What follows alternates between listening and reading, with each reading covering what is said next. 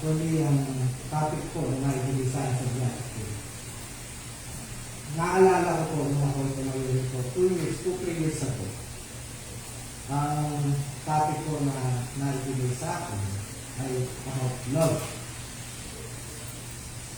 So, ngayon, ang naibigay sa akin, similar to love. Pero we are in a series of Beatitude, mga kapatid. Kaya, umpisahan ko po, mga kapatid, ang ating mensahe sa pamamagitan noong larawan na nakikita po natin sa atin. Napapansin niya, mga kapatid, mayroong dalawang larawan na kung saan mayroong isang basketballista na complete uniform and accessories. Meron din mansanas na napakaganda kung titingnan natin sa kabilang side and kaaya-aya. Ngunit sa likod nito, di ba po, may sira, may uod na. So, tingnan natin yung basketballista. Sa court, kung sino man sa atin po ang nakapanood na ng mga paglalaro ng basketball, makikita natin meron isang tao na complete uniform. Sa warm-up, patak-takbo, kaya nandun yung discipline. Paano dapat mag-warm up ng isang professional basketball player. So, isipin natin, nakakaalupansin. Kasi, araw natin, ang galing-galing. So, hindi natin mahintay, gusto natin makita na siya paano maglaro. Pero siya yung naglaro, nakita natin, hindi naman pala siya ganun naglaro niya. Yan po. Ang nakita lang natin, panlabas, na dahil nakita natin, mukhang nakakagaling. Ngayon dito sa Apple, madalas makita natin ito sa palengke, sa supermarket. Yung ating mga kapatid, mga sisters, mga nanay, yan yung mga professional sa mga pamamalengke, masasabi natin. Tingin pa lang, alam na nila kung ano ang sariwa at hindi. Ha? Alam nila kung ano yung maayos kaya yung hindi maayos pagdating sa palengke. Pero minsan, may pagkakataon na dadaya pa rin ang kanilang mga mata. Sa tulad po ng apple, sa labas, makikita mo na ganda. Pero pag yung binuksan, sira pala. Actually, naging biktima po ako niyan. Nung kami po ay ni Sister Maricon, ay babiyahe, naya-traffic kami dyan sa pier, marami po dyan nag-aalog ng saging. Ang kaganda po talaga ng saging. Kala mo bagong pitas, sariwang-sariwa. Nung pagkabili po namin, mura eh. Bitin po isang piling. Mura. Bili kami, kasi ganda. Gutom na po ako. Pero nung binigay sa amin, binawal sa plastic, pagkain namin yung nagsayaw parang dinilamuta. Parang yung pagkain ng bata, gano'n eh. So, ibig sabihin, natin pa rin ako. Maganda siya nung nakita, pero nung sinakain mo na nahawakan mo na, iba pala naman. So, sa atin, mga kapatid, merong gustong iparating sa atin, o gustong maintindihan natin, na ngayong umaga, ang appearance o ang panlabas na kaanyuan, ito yung mga bagay o panuntunan dito sa sanlibutan. Ito ang Pilipinas. Pero sa akin, but to us Christian, this is different from the kingdom of God. Yung substance, yung sangkap, o yung panloob, ang binibigyang halaga pagdating sa karya ng Diyos. At ito ay makikita sa ating mga Diyos. And this is the point kung saan ating tatalakayin ang kaanin sa Beatitude. Blessed are the pure in heart, for they shall see God. Ayon sa sulat sa Mateo 5:8, Mapalad ang mga may malinis na puso sapagkat makikita nila ang Diyos. Hindi na ako kailangan.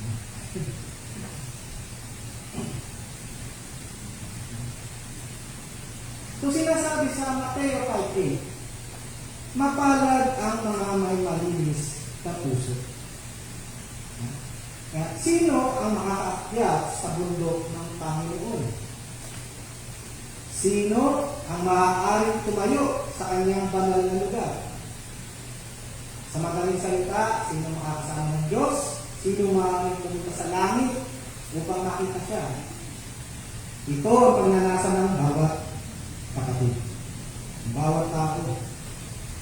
Dahil dito tayo nilikha at niligtas upang makasama ng Diyos at maging kalugod-lugod sa kanyang pagpapala at presensya. Ngunit sino ang maaaring magtamasa ng pagpapala niya? Sabi sa 4, siya na may malinis na mga kamay at malinis na puso, the one that has a pure heart. Kaya sino ito? Sino ang makakakita sa Diyos? Ang dalisay sa puso. Ito ang sinasabi sa atin ni Jesus sa Mateo 5:8. Mapalad ang mga malinis na puso sapagkat makikita nila ang Diyos. Kaya kung nais kong pumunta sa langit, kapatid, makita ang Diyos, maranasan ang walang hanggang kasiyahan, kagalakan, at yung pagpe-fellowship natin mga kapatid, doon tayo magpapatuloy. Dapat kang magkaroon ng dalisay na puso. Ngunit ano na ba ibig sabihin talaga ng mga kapatid? So ating baybayin, what is purity? Sabi ng ating kaibigan si Webster, the quality or state of being pure. Which is a root word pure, salitang Latin, purus, and kataros sa Greek.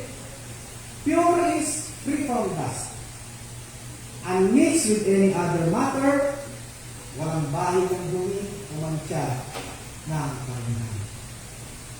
Nakapit ang salitang pure, mayaman yan sa Old Testament mga kapatid. Maraming dinanggit tungkol sa salitang pure. Isa na rito, when God commanded His priests that the temple and the people of God were not be contaminated. Kung ating nababasa sa Leviticus, hindi ko lang muna isulat dyan mga kapatid. Sa Levitico 10:10, dapat ninyong malaman kung alin ang sagrado o hindi, at alin ang malinis at marumi. Pag binasa niyo po yung mga Leviticus, marami po dyan tungkol sa pagiging malinis. Actually, talagang pinumanigat yan sa mga tao. Yung tungkol sa patay na hayop,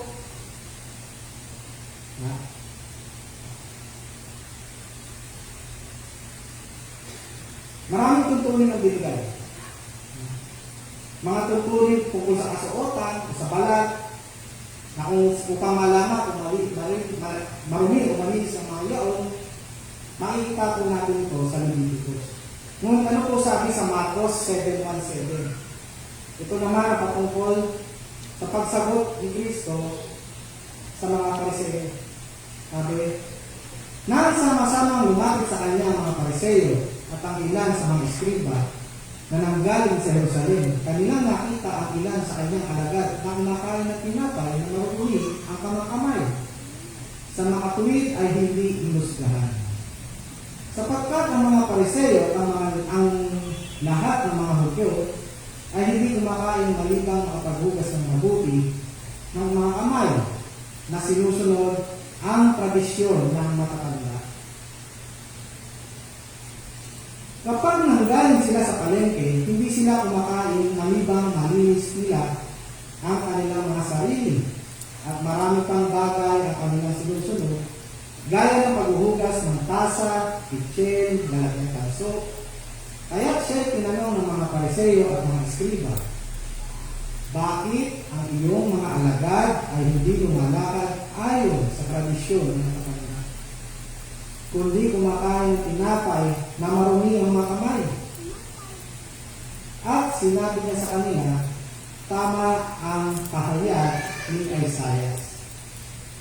Tungkol sa inyo ng mga kapagkunwari, ayon sa nasusulat, iginagalang ako ng bayang ito ng kanilang mga labi, subalit ang kanilang puso ay malayo sa akin. At walang kabuluhan ang pagsamba nila sa akin na itinuturo bilang aral ang mga utos ng mga tao. So, yung mga Pariseo sa Old Testament, inutusan ng Diyos na isagawa ang mga ito. Ngunit sa kasamang palad, madalas din natin nagagawa. Pero dito, marami sa mga Pariseo ang nalayo sa utos ng Diyos. Nalayo ang kanilang pakunawa tungkol sa mensahe ng Diyos. Ang nangyari na ipapasok nila ang kanilang mga pansariling pananaw. Kaya nga sabi doon, itinuturo bilang aral ang mga utos ng mga tao. Ito na haluan. Dito ba? Kaya dapat maging maingat tayo sa pag-unawa ng salita ng Diyos. So dumating si Jesus dito sa New Testament. Dahil dito, yung mga Pariseo na totally consumed doon sa kanilang ritual na pagiging malinis. Ngunit, tulad na sinasabi ko, ang kanilang kalinisan, kanilabas lamang. Kaya sinabi ni Kristo sa kanila, ginagalang ng bayan ito, ginagalang ako ng bayan ito ng kanilang mga labi, subalit ang kanilang puso ay malayo sa akin. Dahil hinuhugasan nila every cup, mga basin, mga kanilang mga kamay, para maging malinis sa seremonya. Para lang sila mapanatiling, yun ang kanilang sinusundan ritual. Ngunit nakikita po ba natin mga kapatid kung ano ang sinasabi ni Jesus pangungkol dito? Pinapagalitan niya sila sa ritual tungkol sa kanilang panlabas na paglilinis lamang. Sa sobrang nababahala sa tradisyon, panlabas na paglilinis lamang ang kanilang ipinapakita. Ngunit, ang nais ni Kristo sa atin, sinasabi niya, ay ang inyong mga puso, ang inyong panloob na pag-iisip, damdamin, pagmamahal, na nalalayo sa ating Panginoon Diyos. At kaya ang nais maunawa ni Kristo dito ng mga tao, hindi ang panlabas na paglilinis ang dapat nating alalahanin dito sa buhay, kundi ang kalinisan ng ating puso. So, ano dapat sinabi ng kalinisan ng puso? What's the heart? Sabi ng kapatid ulit natin si Webster, the heart is a muscular organ of the body that expands and contracts to move blood to the arteries and veins. Ito yung ba ang function ng heart? Scientifically, yes. Nagpapump siya blood para mag-circulate sa ating sumukawan. But, as Christian, it has a wrong meaning. The heart is the spiritual center of our life. The heart is speaking the inner self of you. Your spirit, your mind, it is where your thoughts, desire, your will, and character resides. So maraming binabanggit tungkol sa puso sa Bible din, mga kapatid. Ating basahin ng ilan ang bibigay din tungkol sa ating mga puso. Tungkol sa ating pag-iisip, sinasabi sa Matthew 9:4. Ngunit pagbasay, alam ni Jesus ang kanilang mga iniisip at sinabi niya, bakit nag-iisip kayo sa inyong mga puso ng masama? So sa pag-iisip niyo, mga kapatid, sabi nga sa Jeremiah 17:10, paano tayo sinisiyasat? Ako si Yahweh ang sumisiyasat sa isip at sumasaliksik sa puso ng mga tao. Gagantimpalaan ko ang bawat isa ayon sa kanyang pamumuhay at gagantimpalaan ayon sa kanyang ginagawa. So ang puso at isip halos magkasama natin. Kaya kapag ang Diyos ay nagsasalita tungkol sa puso, dito ang ibig niya sabihin ay ang iyong panloob at hindi yung iyong panlabas o physical aspect. Sa emosyon, sabi sa Gawa 11:23, nang siya'y dumating at nakita ang biyaya ng Diyos, ay nagalak siya at kanyang hinimok ang bawat isa upang manatili sa Panginoon na may katapatan ng puso. At ang kalooban, pagdaman sa 1:16-22, kayo ngayon ay may kalungkutan. Ngunit muli ko kayo makikita, magagalak ang inyong puso, at walang makakapag-alis sa inyo ng inyong kalagayan. Ang mga talatang ito ay nagpapakita sa atin na ang ating puso ay gumagawa na higit pa sa ating inaakala. Hindi ito yung sa science lang na nagpapakita.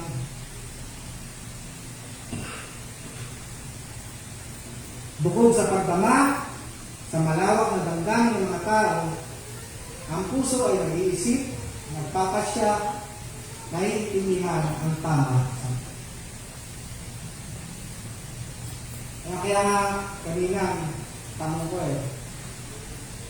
pag tayo po ba nagkamali? Nararamdaman ba natin tayo nagkamali sa ating isip? O nararamdaman natin na tayo nagkamali? Bago tayo mapaisip ano yung ating pagkakamali. O di yan nagawa tayong tama, matutuwa ang ating puso na nagawa tayong tama.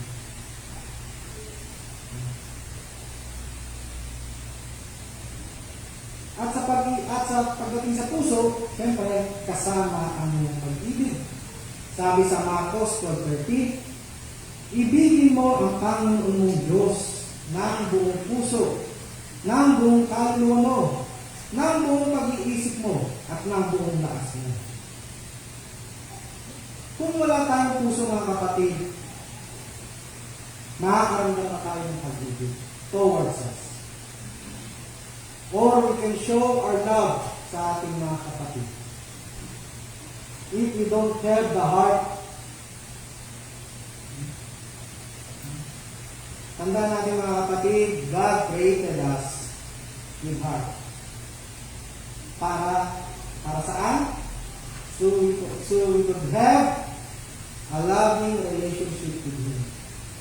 That's the very real sense that our heart is a center of relationship with Him. Without a heart, we can have relationship with God.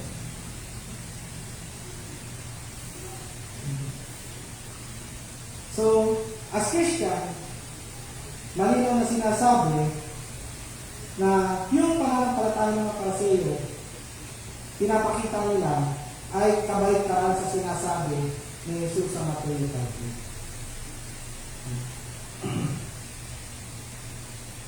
Nasabi sa Galatia 5:22-23, subalit ang bunga ng Espiritu ay pag-ibig, kagalakan, kapayapaan, pagtatyaga, kamaitan, kabutihan, katapatan, kahinahunan at pagpipigil sa sarili, walang batas laban sa mga. And not on the physical life o sa panlabas, dahil ito makikita sa atin sa Galatia 5:19-21. Hindi may kakaila ang mga gawa ng laman. Pakikiapid, kahalayan, kalaswaan, pagsama sa Diyos-Diyosan, kalungkutan, pagkukulang, pagkapuot, pag-aaway-away, pagsiselos, pagkakagalit at kasakiman, pagkakampi-kampi, pagkakabahagi, pagkainggit, pagpatay, paglalasing, walang habas na pagsasaya, at iba pang tulad nito. Muli ko kayong binabalaan, ang gumagawa ng mga ito ay hindi magkakaroon ng bahagi sa kaharian ng Diyos. So, mensahe sa atin, hindi niya nais tayo pagkalala tungkol sa panlabas sa kanisa. Ang iyong katawan, tulad ng mga Pariseo, ngunit nais makita ng Diyos ay ang pag-alala tayo tungkol sa ating panloob na linis ng ating puso. Bahagi ko lang mga kapatid yung kanina sa devotion natin mga kapatid. Paano natin malalaman?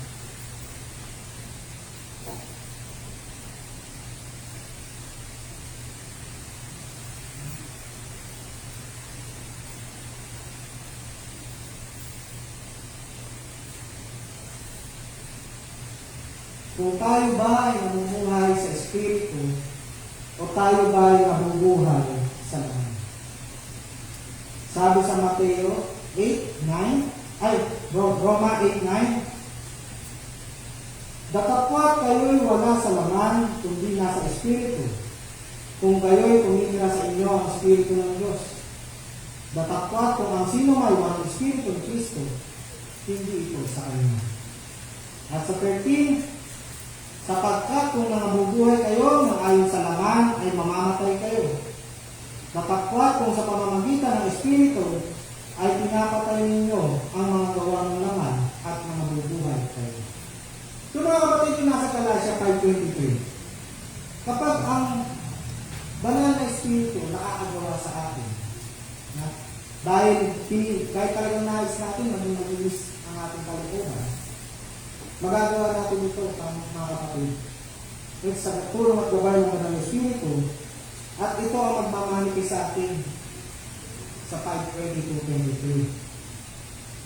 And kung tayo ay mananatili sa laman, kung patuloy tayong tumitingin sa pisikal at kanuan, mapapabahagin tayo dito sa 5:19-23. Kaya tayo pinag-iingat, binabalaan. Kaya tandaan natin mga kapatid, ang puso ang pinakamahalaga sa Diyos. Kaya inulit ko sa Jeremiah 17:10, akong si Yahweh ang sumisiyasat sa isip at sumasaliksik sa puso ng mga tao. Nais ba natin makita ang Diyos? Nais ba natin makasama ang Diyos? Kapag-fellowship tayo, kasama ng mga kapatiran, brothers and sisters, lahat tayo gusto niya. But you must be pure in heart. So, what does it mean? It means that our heart o ang ating puso ay totally malinis in order to see God in heaven.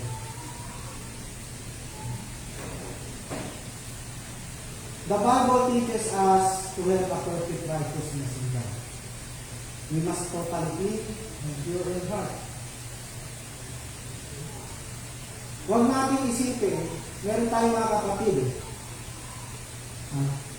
Meron tayong mga kapatid na Muslim, may ganito sa kanilang paniniwala sa Quran, na kung saan mahigpit nilang sinusunod ang kanilang mga pulutan. Kasama dito yung hindi pagkain ng karne. Ipinagbabawal sa kanilang pulutan, kapatid. Bakit pinagbabawal? Kahit tumikim sila, kahit porte, kahit gamundok, kalaking karne, talagang strict sila sa pagsunod. Kasi ito ay nagbibigay kautuhan sa kanila sa harap nila. Kaya meron silang paniniwala na kung saan, di ba nagkaroon sila ng pagkakasala as long na mas marami silang mabubuting na bulak. Now, override yung kanilang pamalihan. Pero sa ating mga Kristiyano, sa ganitong paraan, tayo kung nakikita ng Diyos sa ating mga kasalanan. Kahit napakarami natin ginawang mabuti, kahit sabihin mo, isang pagkakamali lamang, nanguha lang ako ng 5 pesos kasi kulang yung pambayad ko. Napakaliit na pagkakasala. Ito ay kasalanan. Walang maliit, walang malaki. Ang pagkakasala ay pagkakasala. Ang kasalanan ay kasalanan. Yan ang nakikita sa ating puso't isipan. Sapat na yan para tayo ay madungisan sa paningin ng ating banal na Diyos. Kung gano'n, sino makapagsasabi sa atin na meron tayong malinis na puso? Sabi sa Kalutaan 29, sino makapagsasabi na ang puso niya'y malinis at di namumuhay sa kasamaan kahit isang saglit?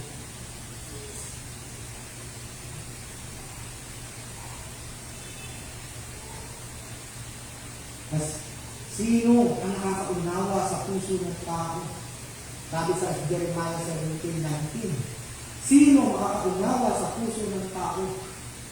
Ito'y mandaraya at walang katulad. Wala kang lunas sa kanyang kabulukan. Yan ang sinasabi sa Roma 3:23. Sapagkat ang lahat ay nagkasala at walang sino mang nakaabot sa kaluwalhatian ng Diyos. So on our own, hindi ka sa iba, hindi tayo nagkasala. No, mga kapatid. Dahil ang Diyos, sinisiyasat ang ating mga puso. Sinusubok ang ating isip. Yan ang sinasabi, binibigyan dito paulit-ulit sa Jeremiah. Ako si Yahweh ang sumisiyasat sa isip at sumasaliksik sa puso ng mga tao. Alam ng Diyos kung ano ang nasa puso at isipan natin. Alam natin sa ating puso na meron din tayong pagkakasala. Pero ang kadalisayan ng ating puso, ang qualification, ay walang pag-asa para sa atin na makita ang Diyos sa langit.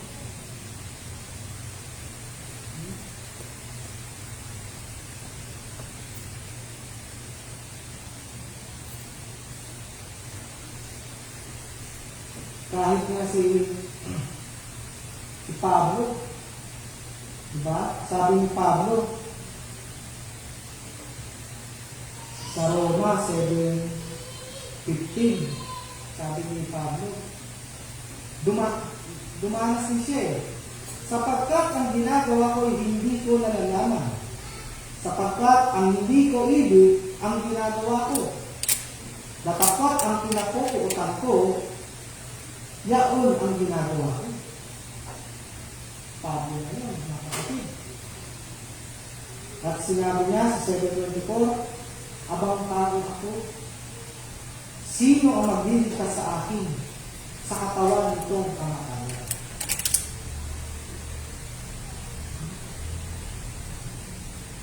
Kaya alam ng Diyos kung ano naman ang puso't isip natin. At kung walang pag-asa para sa atin makita ang Diyos sa langit, mayroong ginawa ang Diyos. Kaya nga, ang ginawa ng Diyos, dahil ang tanging pag-asa sa natin, ay mayroon ang sino man ng pagkakataon na ipahayag natin ang ating mga kasalanan at isuko ang ating sarili sa awa ng Diyos sa pamamagitan ni Jesucristo at tayo ito niya patatawagin. Alam ng Diyos, ang ating mga puso, tayo nagkasala at hindi makakarating sa langit sa ating pansariling kakayahan lamang. Kaya nga doon sa 1:3:16, alam namin lahat, sapagkat gayon na lamang ang pag-ibig ng Diyos sa sangkatauhan.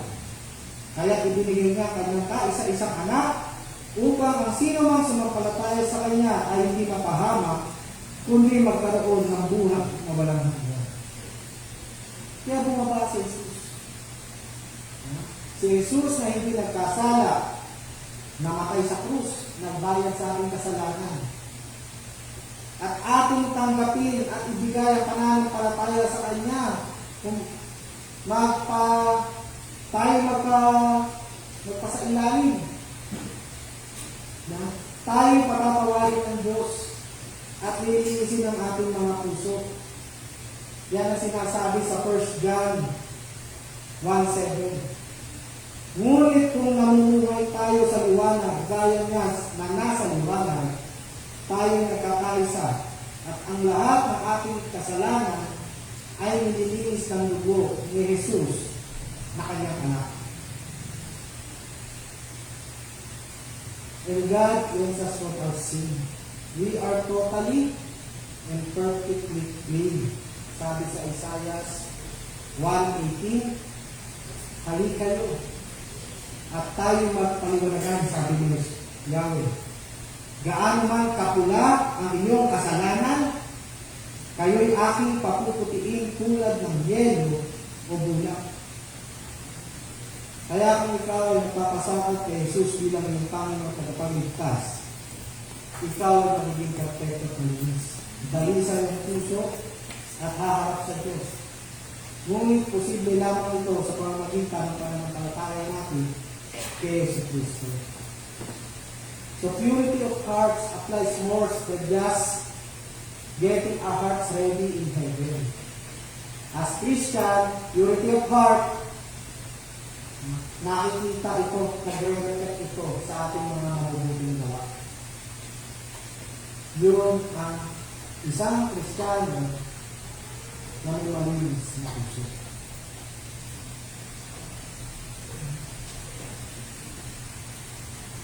So God tells us, it is the pure heart that God cares.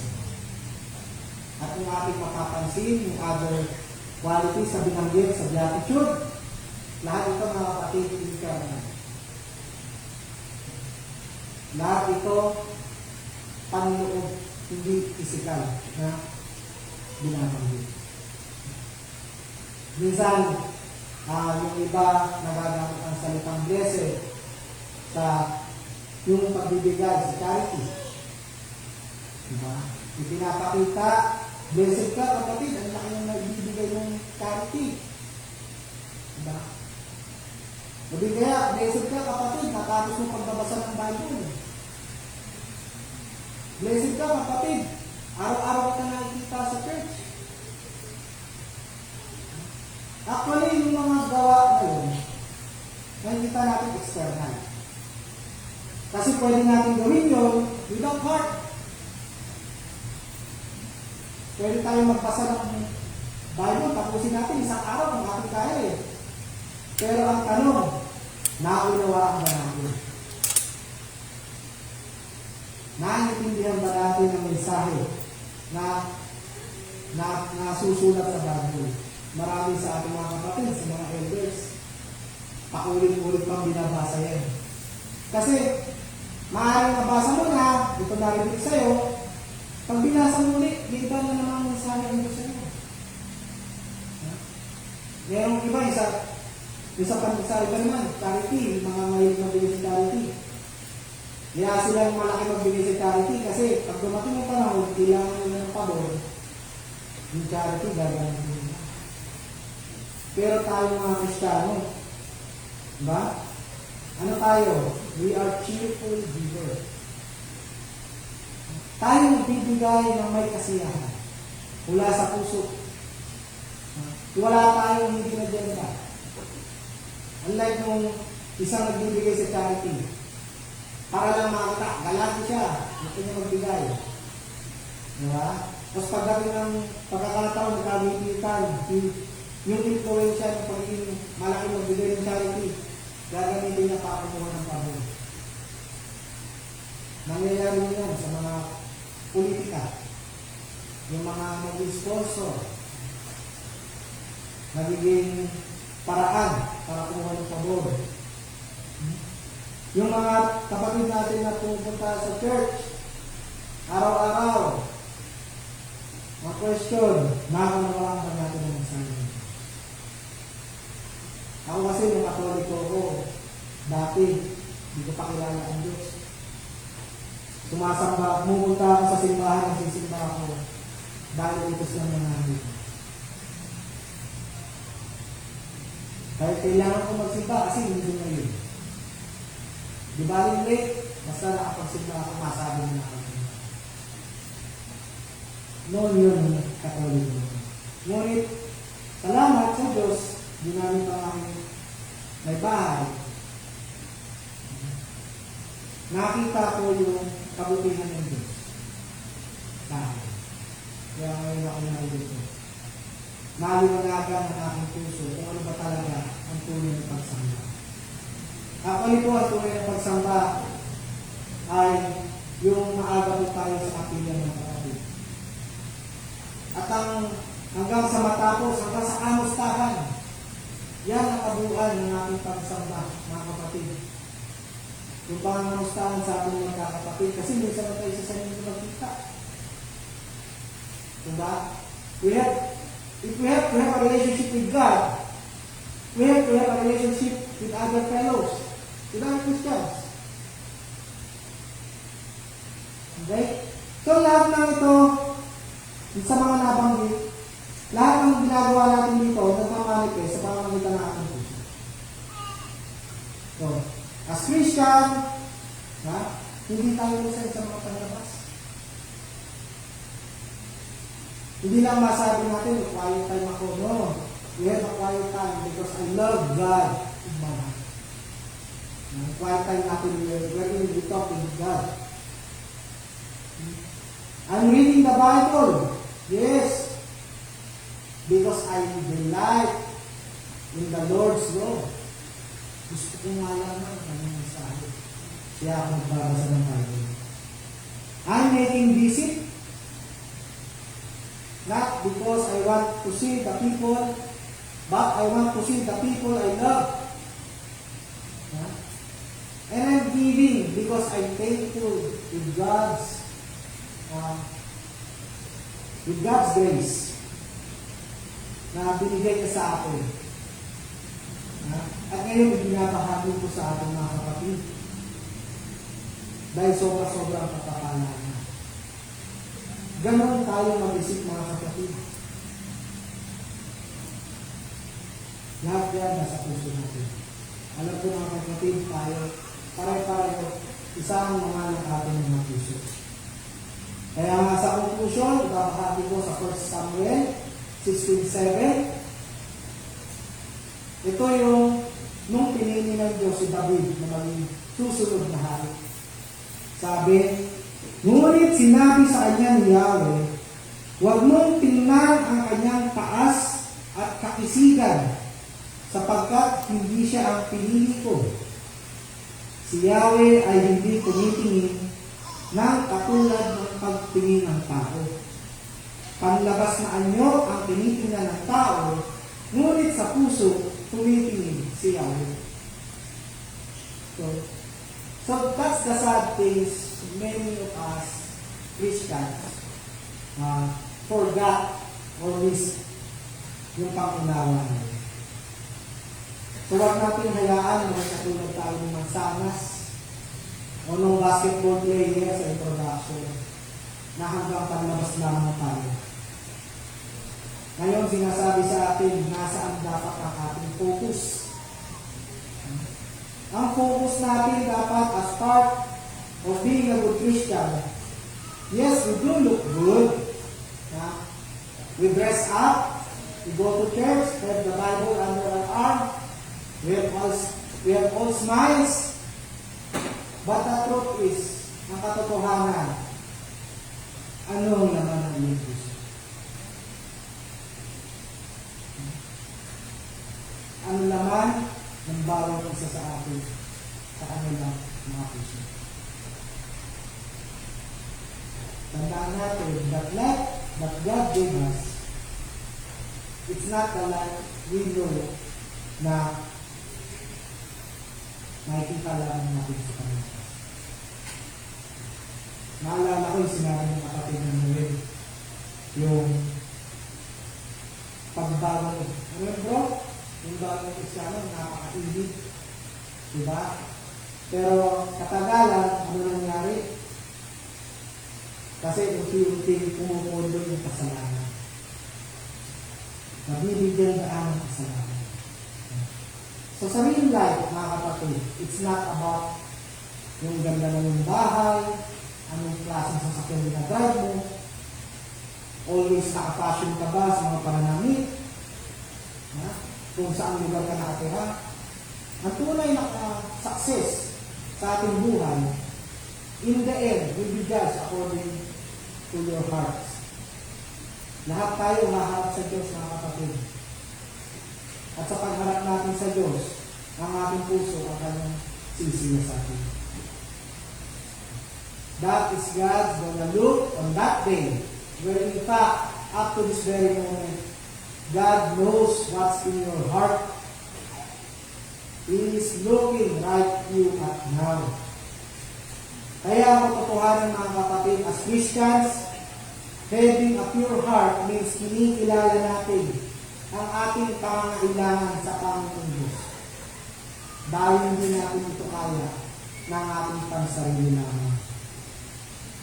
Kaya nakakalugod po, mga kapatid, sa puso na meron tayo, mga kapatid, na nakakaranas, dumaranas ng problema, pinansyal, pisikal, sakit, may nawalan tayo ng mahal sa buhay, may mga hindi makapunta sa kapilya, gawa ng pandemya, ngunit gumagawa ng paraan makapanambahan, maging ito'y virtual o face-to-face, kasi yun ang lamang ng kanilang puso. Hindi ito obligasyon, mga kapatid.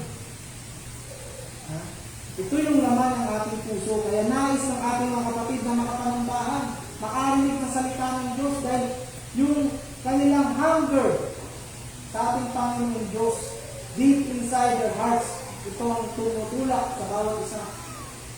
Ito yung ningas na what makes us move forward. Ganyan din sa ating mga elders, mga kapatid, sa kabila ng pandemya, ang puso nila na maglingkod, hindi nawaglit sa kanilang puso, hindi natakot, hindi sila pinalo ng takot nung pandemya ito na maaari kang magkasakit. Lalo na kasagsagan, maraming matay. Patuloy nila pinag-aalab ang mga puso ng bawat isa sa kapilya, sa kayapas, sa loob at labas. Dahil ayaw nila yung alab natin sa ating pananampalataya ang manlamig. Kaya they're trying to reach out everyone, using every technologies. Maabot lamang ang mga kapatid. Ganyan din tayo, mga kapatid. Bagaman hindi tayo dumanas sa mga yan, pare-pareho tayo naapektuhan ng pandemya. Pero alam ko, lahat tayo sa buhay natin ito, sa sanlibutan, tanging-tanging lamang ang ating pinasasalitan. Kaya, mga kapatid, let's ask God to do whatever He needs. Yan ang sinabi ng ating kapatid na Sister Jack. Sabi sa awit 51:10, likhain mo ko ng isang malinis na puso, O Diyos, at magbago ka ng isang matuwid na espiritu sa loob ko.